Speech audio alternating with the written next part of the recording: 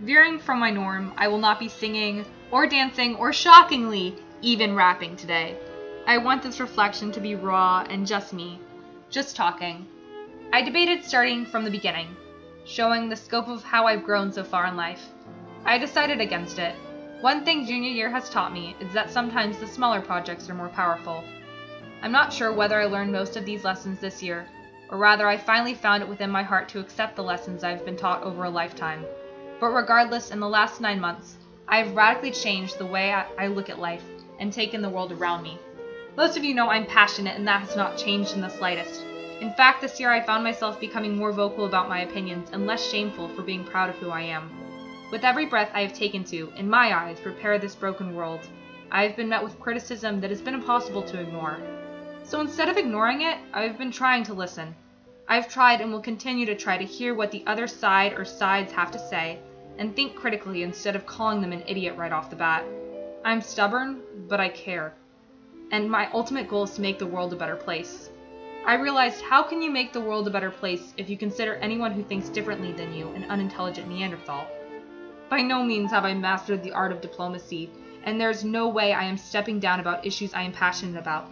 Yet since September 2017, every time I have been placed with confrontation, I have attempted to listen, to hear, and I will continue my best effort of discussion, rather than immediate insult in the future.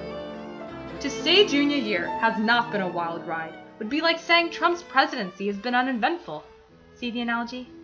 Compared to the stagnant sadness and drill of homework I allowed to consume me sophomore year, I snagged a front row seat on the roller coaster of my life and let it take me where it pleased, strapped in with a seatbelt, of course.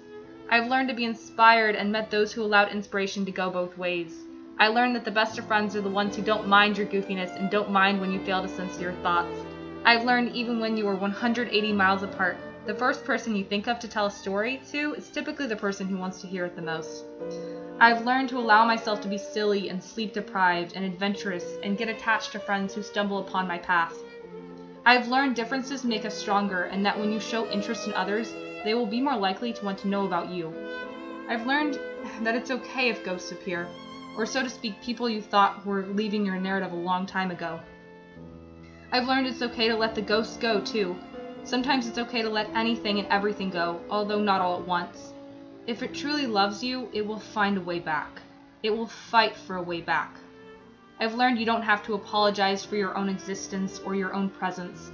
Not everyone has to appreciate it, and not everyone will, but the only person who has to deal with your presence 100% of the time is yourself.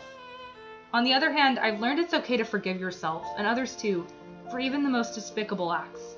You don't give in or give up by granting forgiveness. You grant yourself space to move forward and grow, instead of continually watering the same dead root. I've learned that if you walk through this world in a constant state of curiosity, anyone can teach you something if you're willing to learn, whether it be exactly what you intended to leave the room understanding or an unexpected lesson of what not to do. Every person you meet has a pinch of knowledge to offer you, if you only held out your hand and accept it. Perched in a tree, looking at a bird's eye view of the journey I embarked on this year, the growth can most noticeably be seen in my shift towards optimism. At the beginning of this year, I have a vivid memory of Mr. Pasca and I discussing my pessimism. My pessimism excreted from my pores, covering everything in my surroundings, dampening not only my own spirit, but the spirit of those who were close, covering my aura in a shimmering shade of black.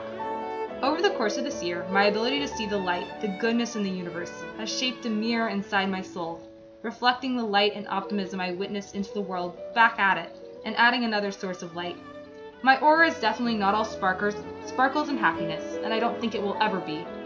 But most days I try to reflect and radiate light into the universe. As senior year approaches, I hope to continue to grow and stay optimistic despite the overwhelming urge to jump in a pit of lava every time someone mentions college. I know I'm capable of conquering the roadblocks ahead that are on my path, and I don't even have to do it alone, even if I convince myself sometimes I have to. Whether you moved forwards or backwards this year, inwards or outwards, I hope in the year to come you realize it's okay to like who you are and to give yourself the space to grow upwards and towards the sun. Thank you.